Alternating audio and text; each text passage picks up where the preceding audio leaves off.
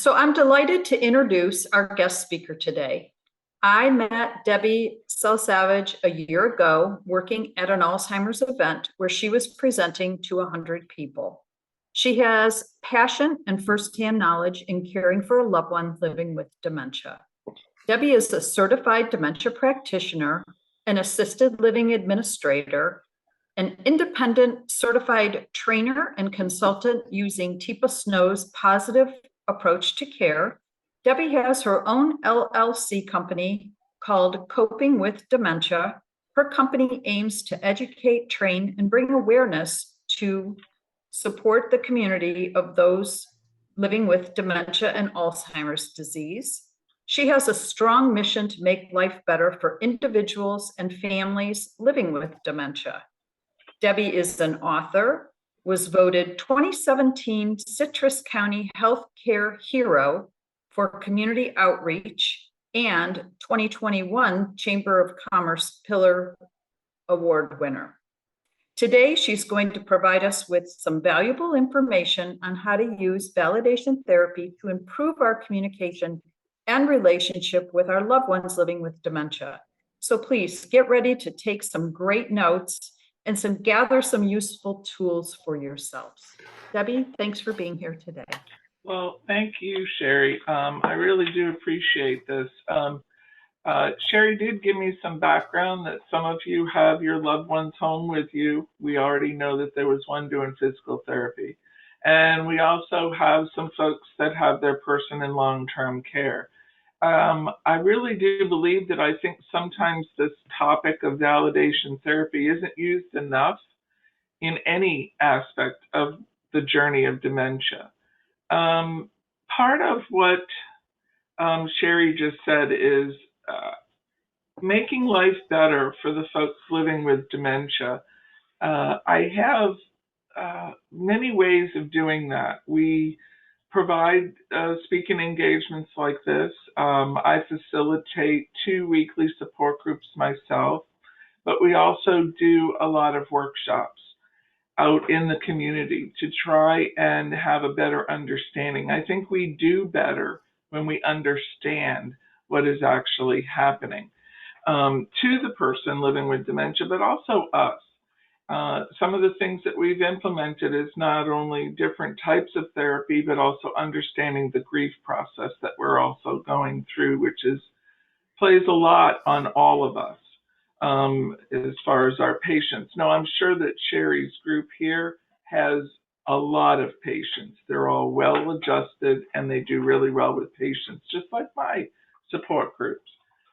We laugh about that a lot because that's the one thing that we do lose a lot of very quickly.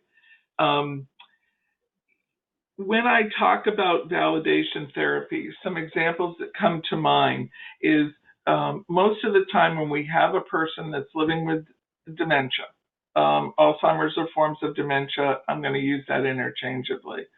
But when we have a person that's in the journey of dementia, probably some of the things that I can say at most of our workshops, they believe that memory loss is the only thing that we're dealing with, particularly short-term memory. And short-term memory increases the repetition of asking the same questions. And by the end of the day, how many of us are willing to answer that question that we have heard many times over and over again? Probably not so much. But what also happens in that course of asking the same questions, sometimes what happens is we don't acknowledge that the person has asked the question. Now, we do that or don't do that because we're tired. We don't want to listen to this same question.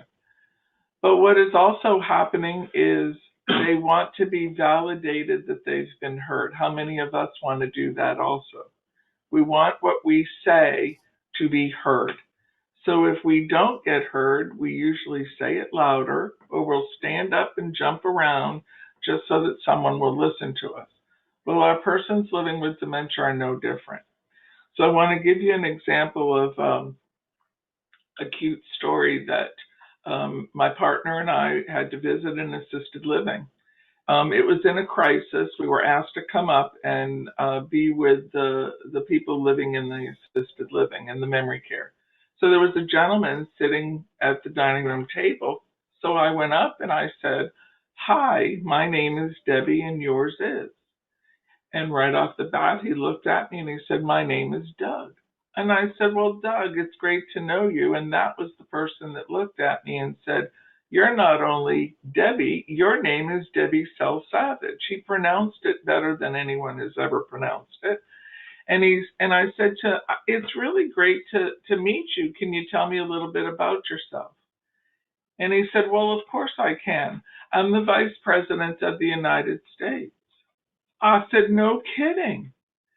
Now, us with a logical thinking brain, what's the first thing that most families and most everybody would want to do is to say, "Of course you can't be the Vice President of the United States. You're living in a memory care community." But instead, I went on and said, "My goodness gracious, no kidding." I said, "Who was your running mate? Who was your president?" It was Johnson. I said, "Really? Was it one term or two?" He said, "No, ma'am, it was one term. They didn't pick me as their second running mate and they lost." I said, "No kidding." He said, "There's a lot of people that are still asking me to run." Now, logically, a family member would sit there and say, "Okay, I've had enough. This is just ridiculous." And I said, "So there's a lot of people asking me to run. Can you tell me more about that?" He said, "Yeah, but I can't do that." And I said, "Why is that?" "I can't interrupt a Barry Goldwater win." And I just was so, now, some of it didn't make any sense at all. But what I was doing was validating. And what happened is we actually had, between my partner and I, probably at least a 1 hour conversation with this gentleman. He was very intelligent, but he felt so validated. But what he didn't realize he was doing for me was really enjoying a conversation with him. Validation was that if you listen to what I was doing, I was repeating some of the things he said. Whatever question he was asking, I kind of repeated back to him. And guess what that said to him? It said that I was listening. So he kept engaging. And when he kept engaging, it became a wonderful relationship. Now I want to build the relationship because I want Doug to remember me again. And how this all started was it was at lunchtime. So when he said he was the Vice President of the United States and I asked him how lunch was, he said it wasn't that good at all. I said, "Well, my goodness gracious, you were the Vice President of the United States. You had your own chef. So no wonder this food isn't so great. You don't probably have your own chef here." He said, "No, and it wasn't that great." I said, "I'm really sorry about that." What we were doing was exchanging and validating. There might not have been any reality in that at all. He might have eaten all his lunch and enjoyed it just quite wonderfully. But it's not my place to question. I heard somebody say that we were trying to convince someone. What happens when we try to convince someone of something that we believe in? It takes away what they might believe in, whether it's right or wrong. And what we have to understand, I think, what works with our folks living with dementia is that they're really no different than we are. They want to be accepted, they want to be validated, and they want people to acknowledge them and talk with them.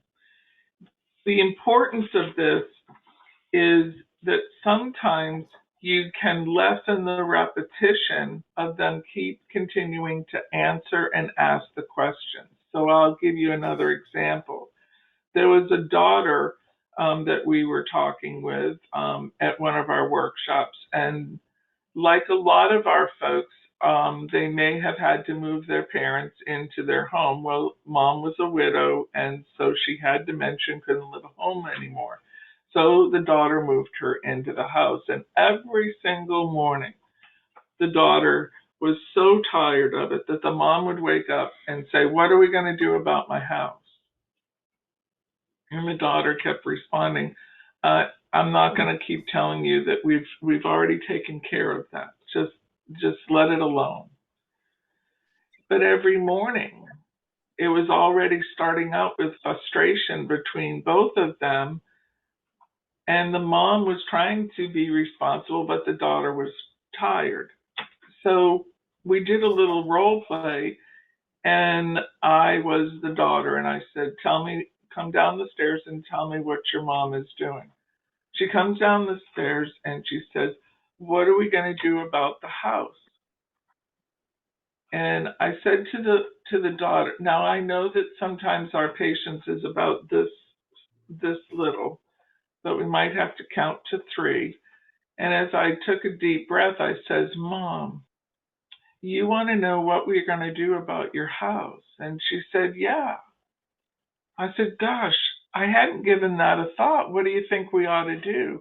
Should we sell it or do something else?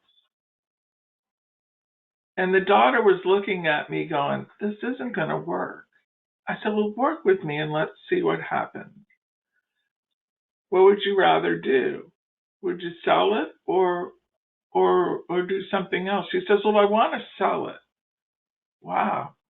I didn't think of that, Mom, but I think you're right. I think you're one of the smartest people I know. Let's do that. Let's put the house up for sale. What do you think? Now, the daughter, when we were done, looked at me and said, I don't think that will work. I said, well, it's worth a try, because what's happening now is that Mom and you are already frustrated before you even start your morning, and that's a really awful way to start. So about 3 days later, I got an email from her, and she did try it. She told her mom that she was the smartest person she knew. And then in the email, she said, my mom never asked me about the house again. She said her mom understood at that point. So what is happening to our folks is that sometimes we think they have selective hearing if we're talking about husband and wives. Sometimes we think that they have selective hearing and they're really not listening to me. But what is happening is if you've learned, is they really don't comprehend what you're saying.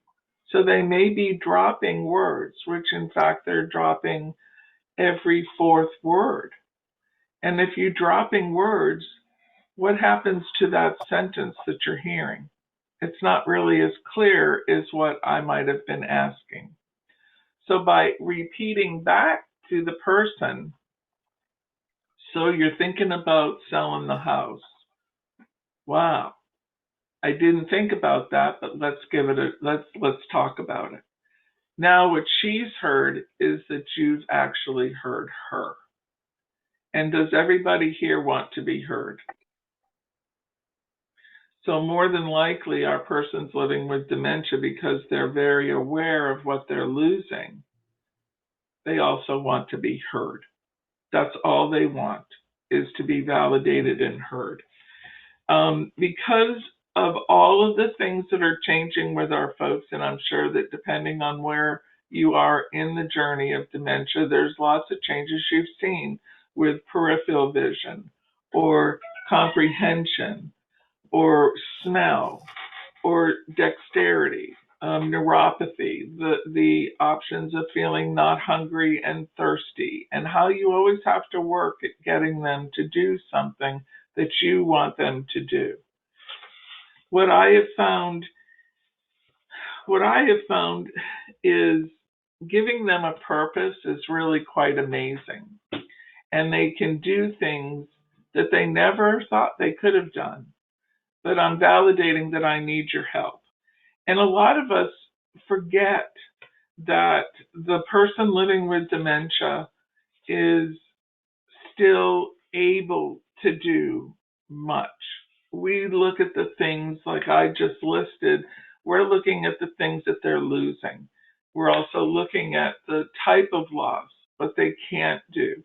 There's always something that they can do. And it's really quite amazing when we give them an opportunity to do something and then to validate that they've been helpful to you, purposeful. Every one of them want to be purposeful. Validation therapy is not something that a lot of people use. We don't see it in our long-term cares communities because they are looking at time and task. And what we have to look at is if we build a relationship differently based on emotion, they'll probably work with you better. Now you become care partners, not just caregivers to each other. Now you can figure out how to work together as a team. It's really interesting. Someone came to a workshop and she had broken her shoulder. Well, it was her right shoulder, and she's right-handed, and she blow dries her hair. And the only one she had in the house to help her was her person living with dementia, her husband. They had to work together to do her grooming and meet her needs. And she got a very different perspective about how she was meeting his needs. And she found out that they could work as a team, and he felt unbelievably wanted and needed. It was really quite amazing. And at first we thought there's no way that this person can coordinate all of this and still listen. But she kept all of the instructions very limited. She kept them very clear. She stayed very patient, and she validated him, and it worked. And she had to depend on him, which was a different turn of events, to get through that. The frustration and the loss of ability of words. I don't know if some of your folks have had limited vocabulary now, and that's frustrating. So by repeating back to them what they've said or how they've said it, or to kind of give them some information based on what you're looking at, it can be possible that we can communicate. Most of us believe that if they don't have language skills, we can't communicate. I was one of those folks, and when my husband Albert started his journey in dementia, his left side of his brain was damaged in a bicycle accident. He fell and cracked his helmet and had a concussion. So what's over here on our left side of our brain is all our language that is easily spoken, chit chat, all of that. So he had no language. Was his frustration levels way up here? So I had to really use some different techniques. We had to do more cueing, more signing, more figuring out how to communicate so that his needs are being met. It was not easy, but you will see mood changes. You will see isolation happening if I'm not included, if I'm not being included. And that's not what we want. We're not using this kind of therapy, and it's been around for more than 40 years. A person called Naomi Feil developed this, and there's some really wonderful videos about how it can be used. Another example, and I can send some of those videos to Sherry, and she can set them out. But one of the things that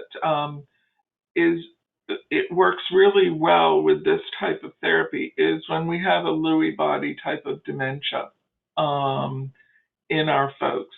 And what is very common with Lewy body dementia is hallucinations. And hallucinations can be friendly and maybe threatening. But there was a couple that I had met that he had hallucinations. He knew that he was having hallucinations, and his wife at that moment just didn't believe it. But it was keeping both of them up at night because his hallucinations came in the evenings.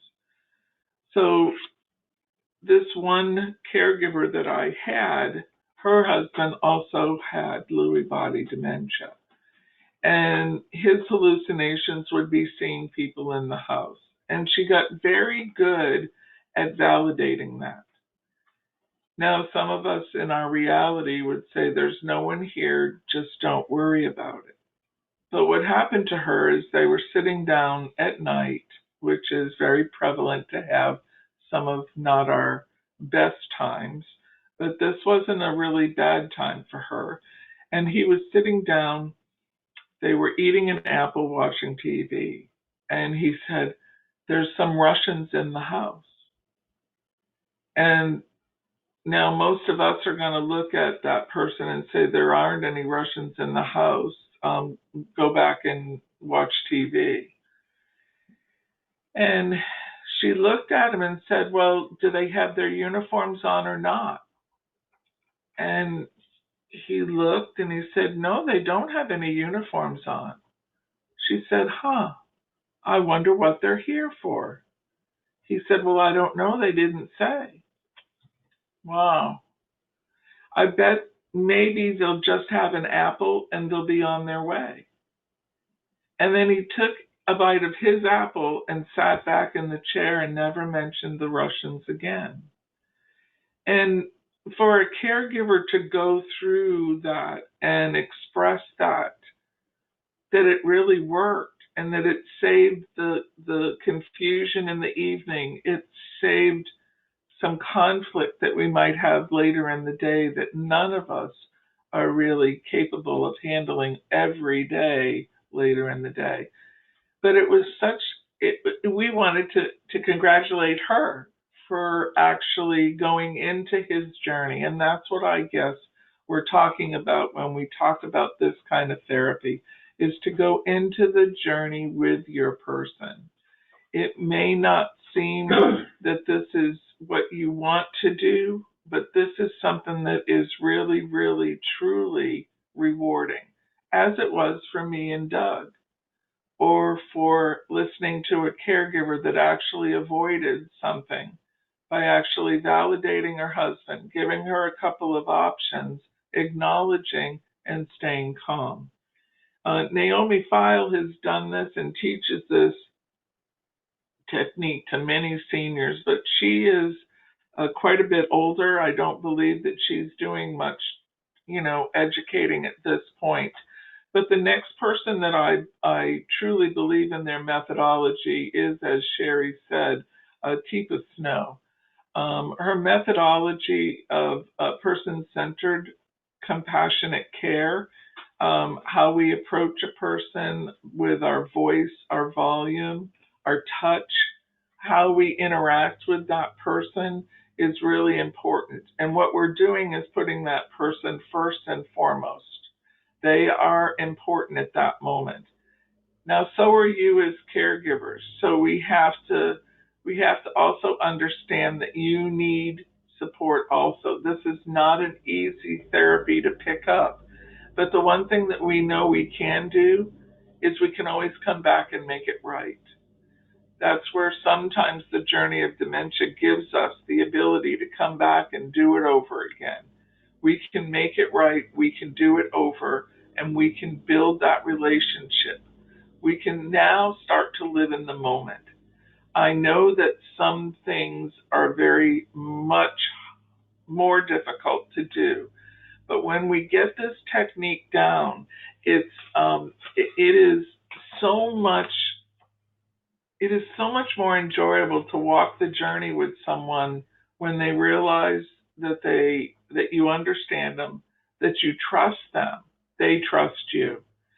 I've had lots of experiences because as Sherry said, I'm a certified administrator for Florida. I don't keep that. I keep the license up, but I don't perform that duty any longer. I prefer to be out doing things. But when I was an administrator, to find out who that person was.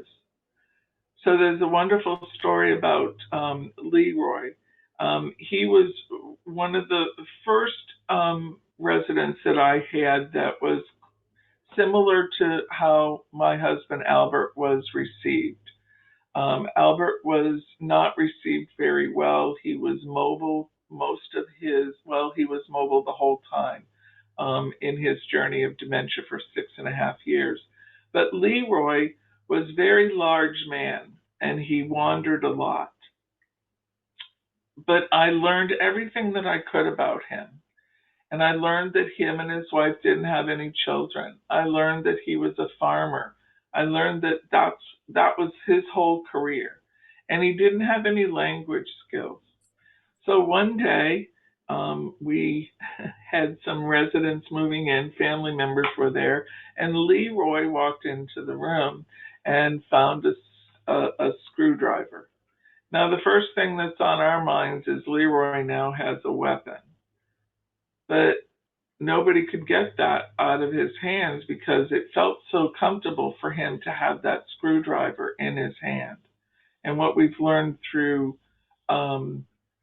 Teep of Snow and part of our whole anatomy is when we rub the bottom of our hand here, it makes things feel good. It makes my brain open up with the feel good. And guess what fit right in his hand was that screwdriver.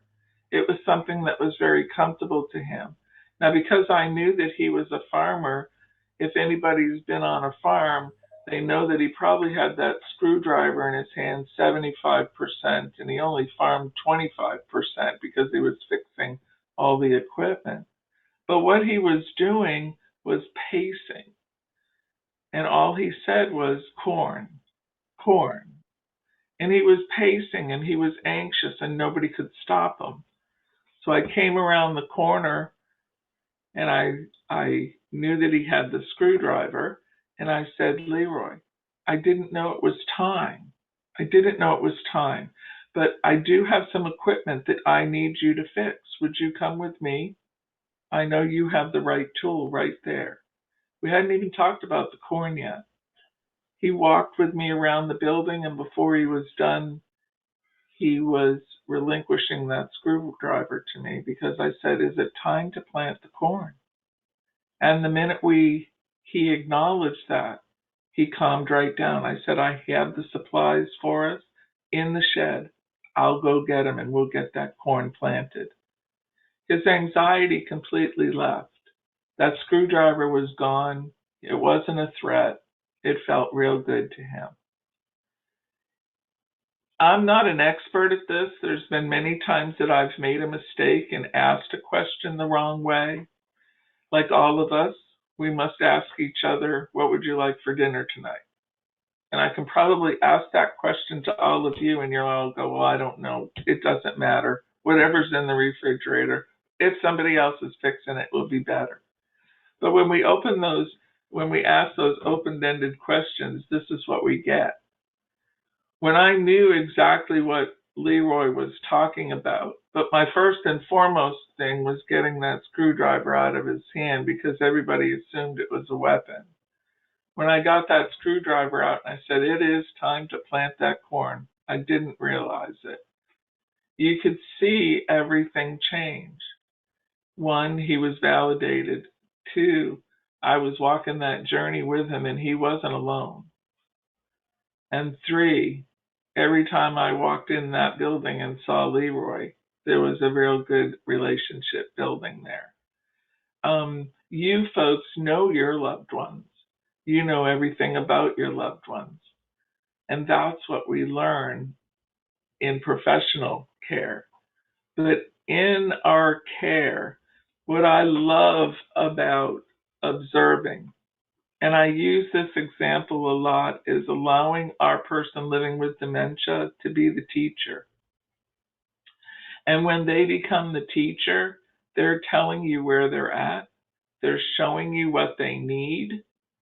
And I never really realized that when I was in the journey with my husband, Albert, that much. I was, as any normal caregiver, tired, wondering how I was going to manage, how I'm going to get to the next behavior, or how I'm going to avert something to keep them safe. But when you walk in that journey with them, or watch what they're doing, what actually happened finally with Albert, someone started to ask me who he was. And what happened is he started to always look up in the sky when he started to get anxious. Now, my husband, Albert, was a 20-year Navy person. He was 20 years in a submarine. So looking up in the sky, that wasn't where he was at. but he was a test pilot for Lockheed Martin, and he was a helicopter pilot for Bell Helicopter. So when we started knowing that he was looking up in the sky, I could manage to find out exactly almost what year he was in. And that would also tell me who was in his life, how old his children were, where he might have been living.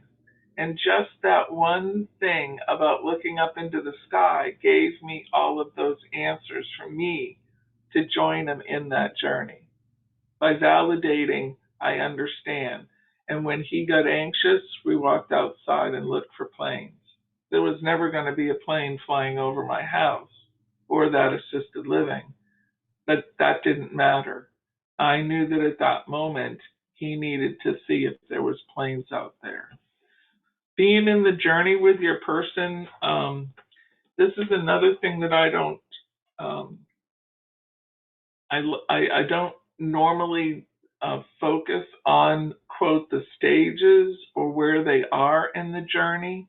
I really want you as a care partner to be a part of the journey, to be in that moment with them.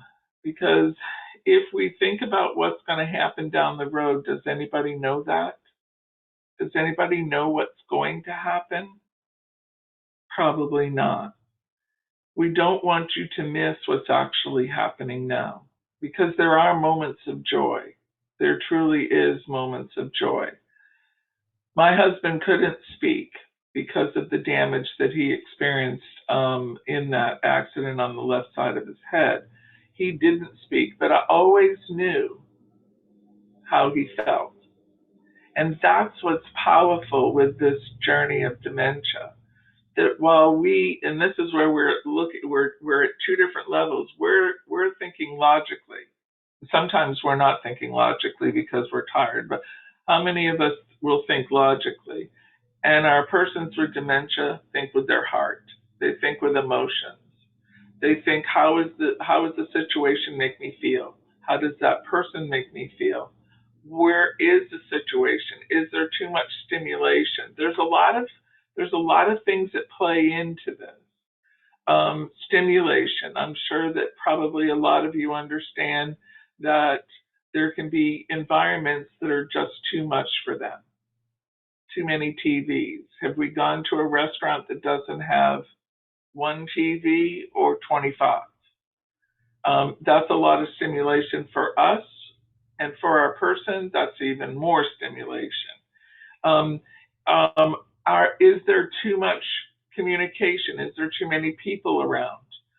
What this whole purpose of what we do with coping with dementia is to really try and provide the best quality of life you can. It's also with the knowledge. It doesn't mean I want you to isolate, because that's not what I want you to do. What you're joining is support groups. What you're joining in is education, because you don't want to isolate. You want to be social. And certain things can make a difference, but you have to know how to handle it.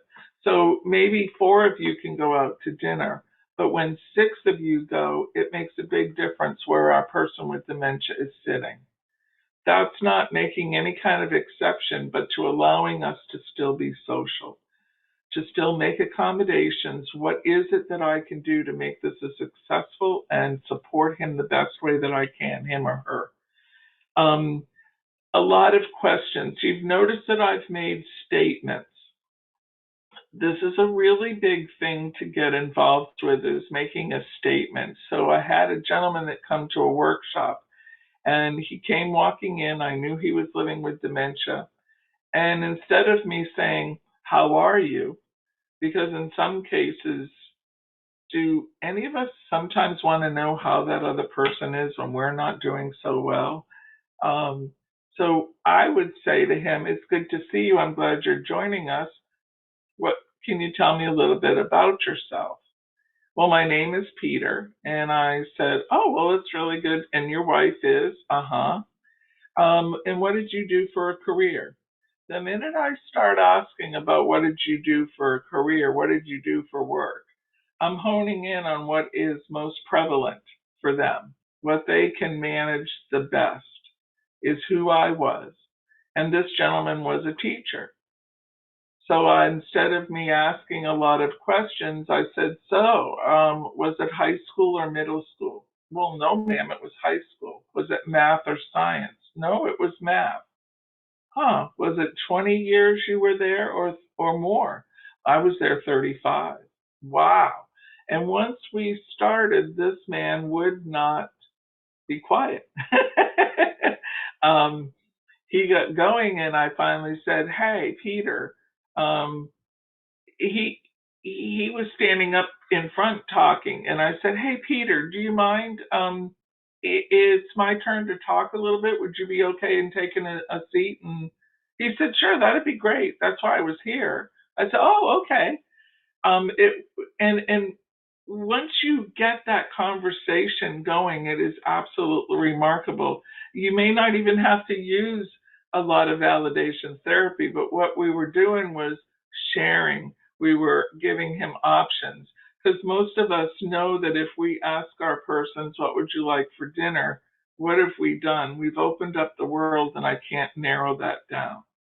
So when I say to him high school or middle school, math or science, I was directing the conversation until he was getting comfortable, and once he got comfortable, it was off and running.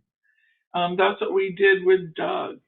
Didn't expect that he would say I was the Vice President of the United States, but that was okay too. And the fact that I met the Vice President of the United States was okay for me. It didn't matter to me. It really was an enjoyable interaction.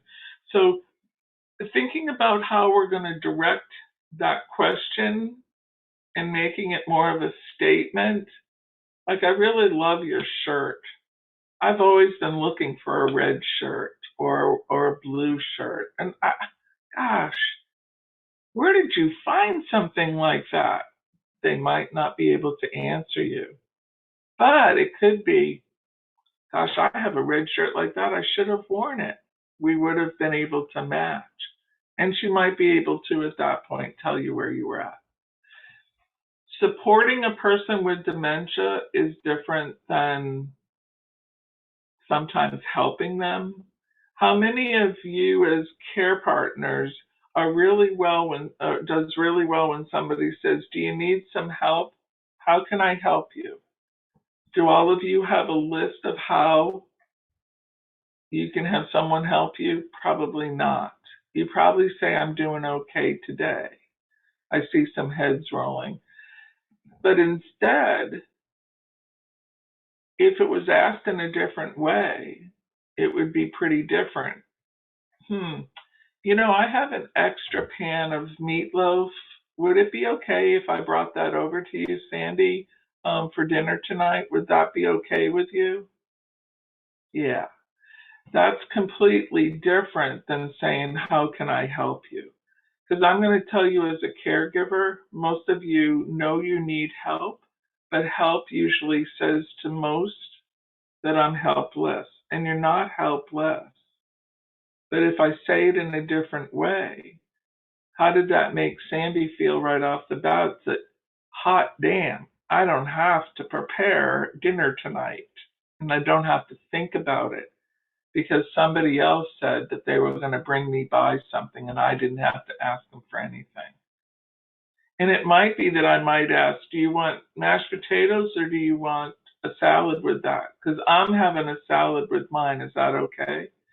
Now I've given you an option, but I've also helped you, but I've also really supported you. So I have found that using the word support is very different than using the word help. Just like in some of our caregivers, we always want our person living with dementia to take a nap in the afternoon. How many of you feel like a nap is what kids do? So what she tells her husband is, "It's time for a rest." And he never complains. He says, it is time for a rest. Thank you. And she brings him in for a rest. So see how words and how we make a statement, it's received and perceived differently.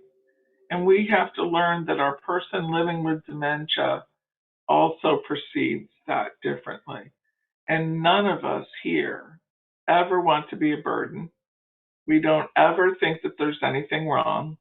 And we hide it as long as we possibly can. So is that not any different than the person living with dementia? Because I bet there's probably some folks here that might say that their person living with dementia doesn't want to admit that they have dementia. They don't think anything's wrong. In fact, they tell you that there's something wrong with you, not with them, no matter how much evidence is put behind it. So in that respect, is that going to help by pointing the finger? How are we going to work together? So I used to say that I never wanted to be a caregiver, especially for someone with dementia. It's not what I raised my hand to say I want to do. But on the same aspect, at that point, my husband didn't ask at that moment for dementia either. So if you think about it, both of you are in the same boat, not wanting what you have, but learning how to do the new dance, learning how to walk differently.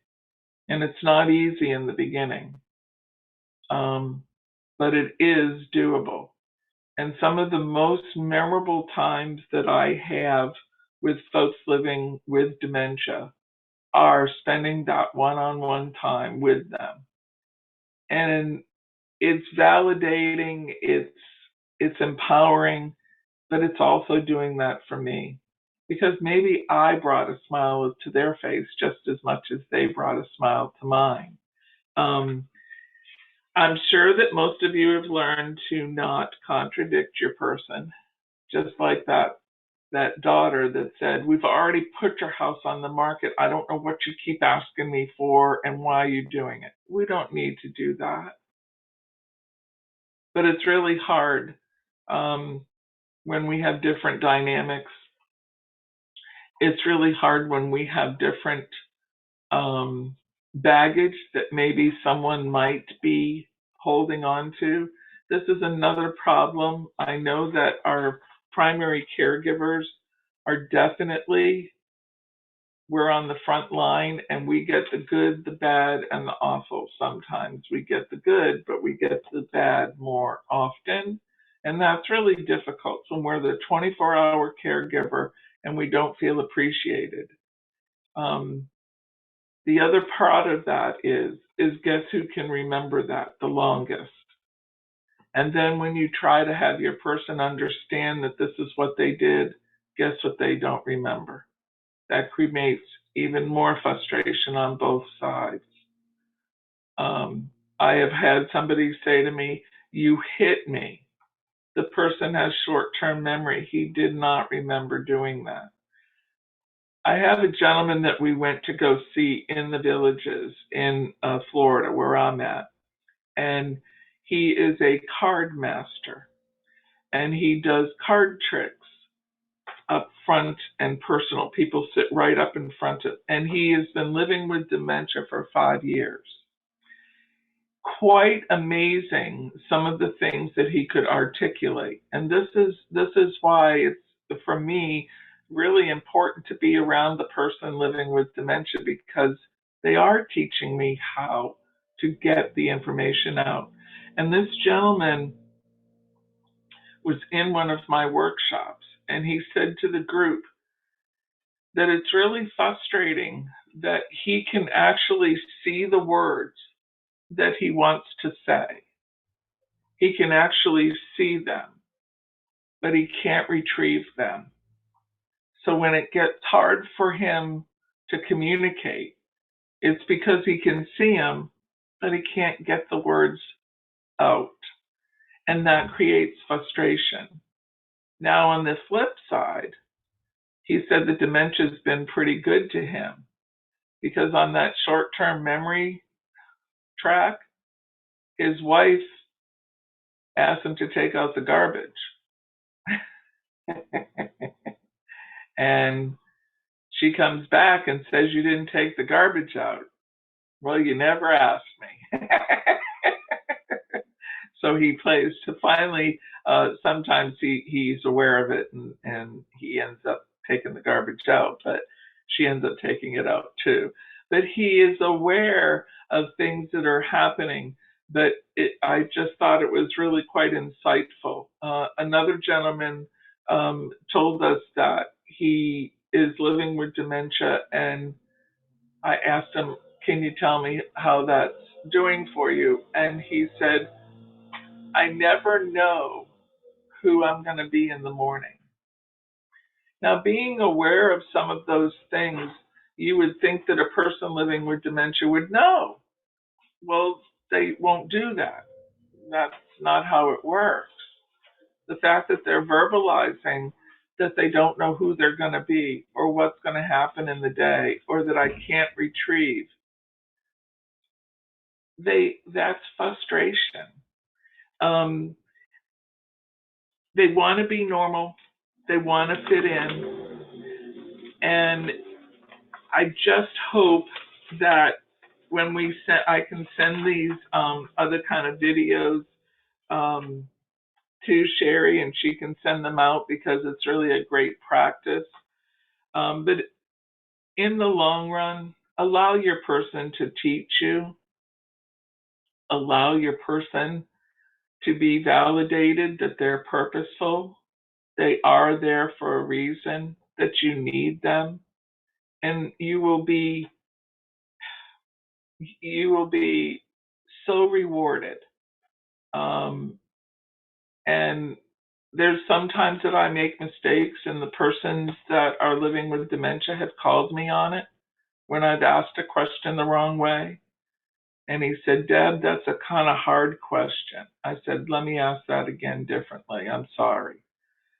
I know that I'm sorry is not something we want to say all the time, but it is a very useful 3 words. "I'm really sorry. I didn't mean to make you mad. Can I try that again?" And once you start walking the journey together, it will be much more rewarding.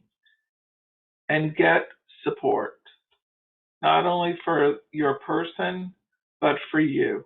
Find things that validate you as an individual, but also get support so that you can walk this journey for as long as you have to, wherever it takes you. But I thank you for your time. And Sherry, thank you for inviting me. I love to talk about different experiences I have had with people living with dementia, because that is a way of me teaching you, and that provides me a reason to want to be around a person with dementia, because they are vital to how I can get you as a care partner to understand that they're still in there. You just have to go and find them. They just need to be found again. So thank you.